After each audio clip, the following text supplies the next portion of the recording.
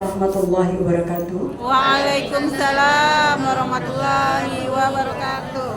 Izin Pak Suhaimi, saya berdiri biar anak-anak tidak ngantuk, Pak. Oke.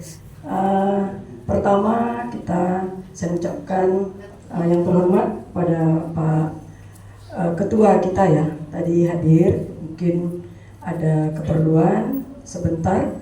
Kemudian yang saya hormati Bapak Dr. Suhaimi selaku Ketua LP2M, kemudian yang saya hormati Pak Suparman, Dr. Suparman selaku AK1. Selanjutnya yang saya hormati Bapak Ibu sekalian, di sini ada Kaprodi dan Sekretaris Prodi serta dosen ya, dosen pembimbing, KKN, mahasiswa sekalian. Baik, pertama dan utama, mari kita panjatkan puji syukur dengan mengucapkan Alhamdulillah Hirabbil Alamin, dan kita berselawat kepada Nabi kita Muhammad Sallallahu Alaihi Wasallam dengan ucapan Allahumma sholli ala Sayyidina Muhammad wa ala ali Sayyidina Muhammad. Baik, ananda sekalian, saya menyampaikan pembukaan KKN ini tentang peran mahasiswa KKN dalam pemetaan masalah lingkungan masyarakat. Next, apa itu pemetaan masalah lingkungan? Ya, jadi di sini definisinya adalah proses identifikasi. Jadi mahasiswa sekalian, mahasiswi turun ke masyarakat. Jadi nanti diidentifikasi apa kira-kira masalah yang dihadapi oleh masyarakat. Ya, kita lihat.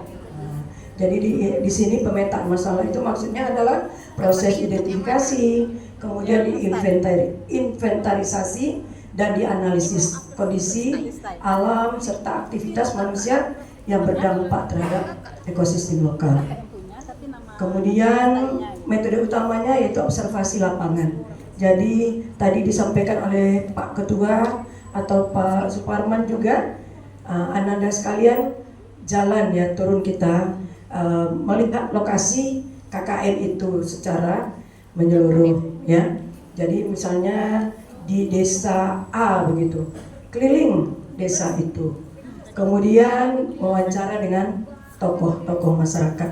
Tadi Pak Suparman juga menyampaikan wawancara dengan orang-orang yang penting ya, dan orang-orang yang bisa kita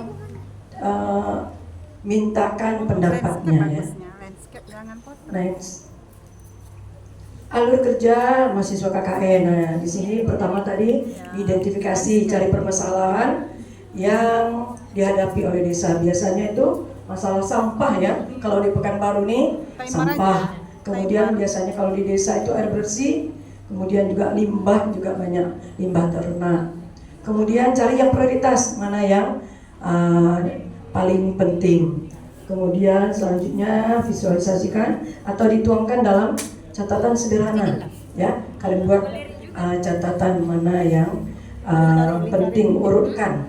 Yang pertama yang penting misalnya kalau di Pekanbaru sampah. Sampah ini bagaimana kita mengatasinya. Nanti yang kedua apa lagi ya? Jadi dibuat runutnya ya. Kemudian masalah yang umum ya yang ditemukan.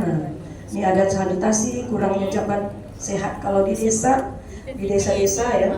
Ini ada di Bangkinang atau di mana Pelalawan. Ini jambannya ini kadang-kadang tidak sehat ya. Jangankan di desa, di kota ini saja, di Pekanbaru, di daerah pinggiran. Saya pernah kebetulan kami punya tanah di Kulim sana. Itu jambannya juga tidak sehat begitu. Maksudnya mereka tidak ada toilet yang bersih begitu. Jadi kadang main lempar saja, itu kan salah ya. Jadi memang harus ada juga edukasi ya. Dari kalau kita mahasiswa, kita tidak bisa memberi edukasi yang pas, kita bisa berkolaborasi dengan puskesmas ya. Jadi anak-anak sekalian, kita tidak mesti punya ilmu itu semua, tapi kita bisa berkolaborasi atau berkoordinasi dengan instansi terkait yang ada di daerah tempat kita KKN, ya. Jadi kalau kesehatan kita bisa bekerja sama dengan puskesmas, ya, atau ada mantri di sana atau orang-orang yang tertarik atau dia apa dengan kesehatan, seperti itu. Kemudian masalah persampahan. Nah, ini sampah ya. Sampah ini budayanya itu selalu kita buang sembarangan. Kemudian kalau di desa itu karena ada sungai, buang ke sungainya. Ini salah juga ya. Jadi Ananda sekalian, nanti minimal program sampah ini ya harus kita berikan pemahamannya kepada masyarakat. Minimal memilah sampah ya.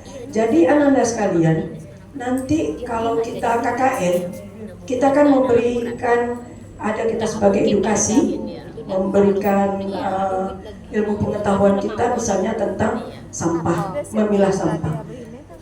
Jadi di tempat posko Ananda sekalian, jangan lupa sampahnya juga dipilah gitu. Jadi jangan kita hanya bisa memberikan saja kepada masyarakat tentang bagaimana cara memilah sampah, atau sebaiknya nih tong sampah dua, satu sampah organik, satu anorganik gitu ya. Sampah organik, sampah basah itu atau ranting, daun, nah itu sampah organik. Kalau anorganik, kertas, botol atau plastik, nah itu dimasukkan ke sampah anorganik atau sampah kering. Nah ini budaya, ini bagus ya, untuk kita sosialisasikan kepada masyarakat. Kemudian ada kalau pertanian, penggunaan pestisida yang berlebihan, ini juga kurang bagus untuk kesehatan. Kemudian masalah yang umum juga energi. Jadi potensi energi terbarukan yang belum tergarap. Nah, ini potensi energi terbarukan ini perlu dipelajari ya, Ananda sekalian. Saya dulu pernah mengikuti pelatihan mengenai energi baru dan terbarukan. Ini dulu mengenai briket bioarang. Cara membuat briket bioarang. Itu bisa kita pelajari. Sekarang semuanya ada ya di internet ya. Jadi bisa kita pelajari. Karena ini teknologi sederhana begitu ya. Jadi oke. Next. Di sini peran strategis mahasiswa ya. Jadi mahasiswa itu sebagai edukator, tadi kita berharap mahasiswa bisa memberikan edukasi atau pendidikan atau pengetahuan kepada masyarakat. Tapi harus kita bekali dulu ya ilmunya. Kalau ibu-ibu ada yang bisa memasak ya, masak kue misalnya, atau ada yang punya usaha ya, usaha buat kue, itu bagus sekali ya, diajarkan ibu-ibu di desa itu bagaimana membuat kue. Bisa kemudian bisa juga kalau yang pintar marketing, kita sekarang kan marketingnya bisa online ya.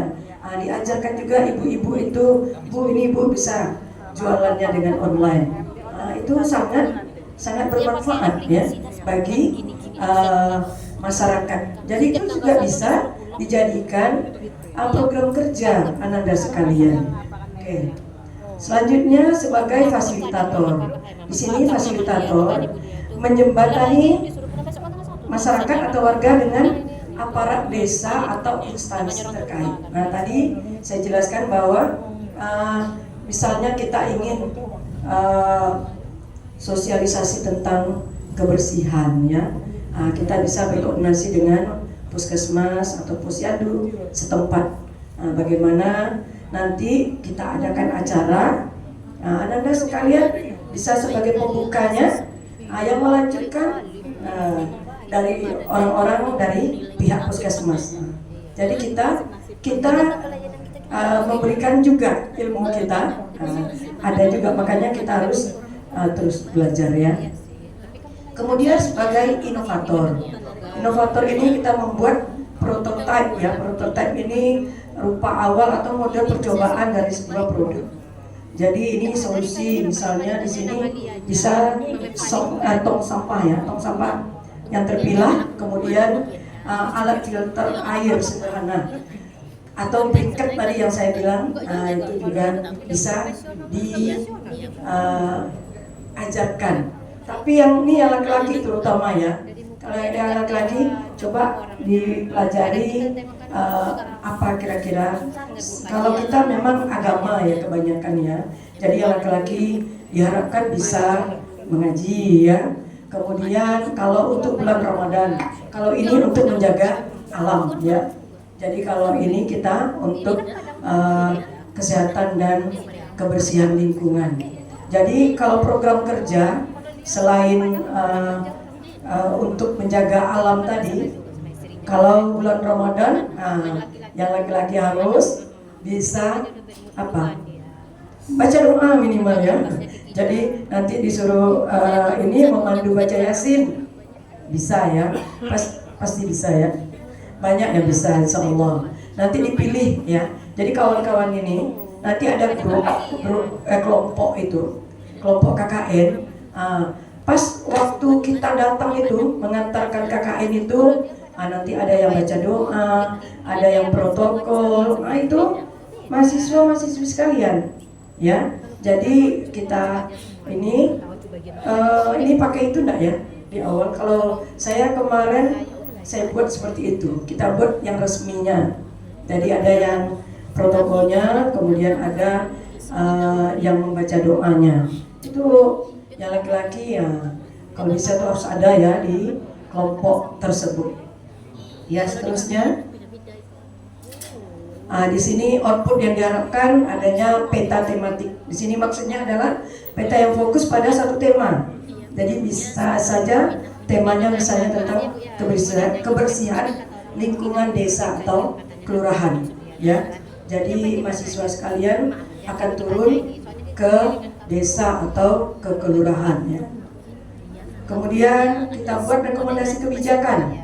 Kalau di bahasa Bangkinangnya polisi brief ya. Jadi ini kita bikin rekomendasi kebijakan atau masukan untuk menyusun RPJMDes, rencana pembangunan jangka menengah desa. Jadi bisa dimasukkan apa usulan mahasiswa, misalnya tong sampah belum ada, atau apalagi yang dibutuhkan oleh masyarakat, sedangkan pengadaan itu belum ada, mahasiswa bisa berkoordinasi, bisa kita mengusulkan kepada perangkat desa ya. Kemudian program yang berkelanjutan tadi disampaikan juga oleh Pak Suparman, ini program yang berkelanjutan.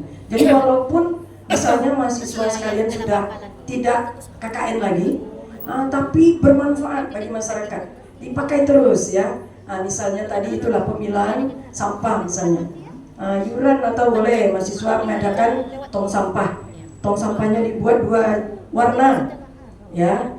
Sebetulnya 3, itu ada residu 1, tapi minimal 2. 2-nya sampah organik dan anorganik. Dibuat tulisannya organik dan organik, dalam kurung dibuat di situ sampah basah atau kemudian sampah kering ya. Kalau ini organik ini tanaman dari daun-daunan ya. Kalau yang kering tadi botol, kertas, plastik dan sebagainya. Jadi itu ya, minimal di tempat mahasiswa-mahasiswi posko itu sudah ada contohnya ya. Itu bagus. Kemudian perlu juga kami sampaikan, kemarin saya tahun lalu membimbing mahasiswa KKN di Rumbai ya. Ini masukan dari lurah agar mahasiswa-mahasiswi itu membuat daftar hadir setiap hari dan dilaporkan mingguan. Jadi per minggunya itu ada laporannya, daftar hadir dan apa kegiatan yang dilakukan ya.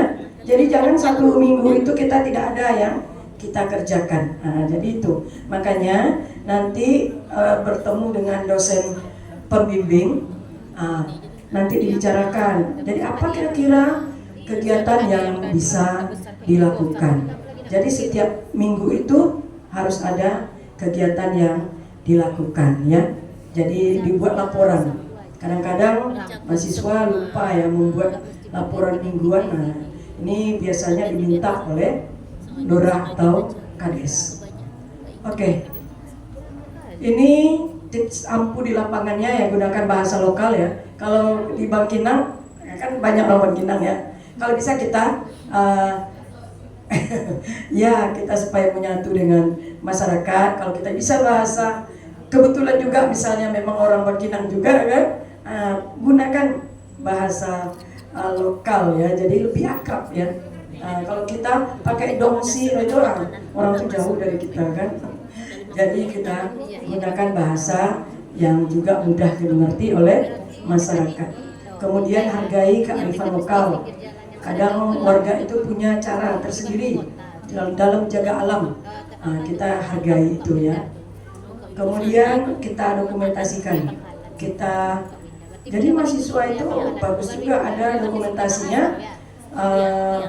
Baru masuk KKN dengan pas keluar KKN. Ada nggak perubahan lingkungan di sana? Kalau lebih bersih, ya. Saya dulu pernah membimbing KKN di daerah Limbungan ya, atau di daerah Rumbai juga. Itu masyarakat sana ingin mahasiswa STAI datang terus gitu. Jadi mereka melihat bahwa mahasiswa-mahasiswi sekalian ini pertama rajin ya, yang kedua sopan. Ini harus dijaga ya etikanya. Jadi seperti disampaikan oleh Pak Suparman juga dan oleh ketua juga, kita jaga alma mater kita ya. Jangan ada anak gadis orang yang cantik, namanya kita KKN ya, ke desa ada kembang desa itu, jangan pula lah. Ini yang laki-laki hati-hati. Itu ya. Yang perempuan juga hati-hati, pakai pandai-pandai jaga diri ya. Karena di desa itu pasti ada saja ya yang merayu ya. Kalau yang cewek ini nanti laki-laki menengok, ini mahasiswa nih kan intelektual gitu ya. Jadi nanti kadang-kadang ada yang mengganggu. Jadi jangan berani sendiri-sendiri ya, apalagi keluar malam. Kalau malam, kalau bisa jangan keluar dari posko gitu ya, kalau kita nginapnya di posko. Jadi harus pandai jaga diri ya. Oke. Ini kesimpulannya, kita datang bukan untuk menggurui ya, tapi untuk melihat apa yang terlewatkan dan mengerjakannya bersama-sama dengan masyarakat. Dan kemudian yang kedua, ini saya dapat 2 materi ya. Mungkin semoga honornya 2 juga ya. Ini Pak Husni kebetulan nggak bisa karena kebetulan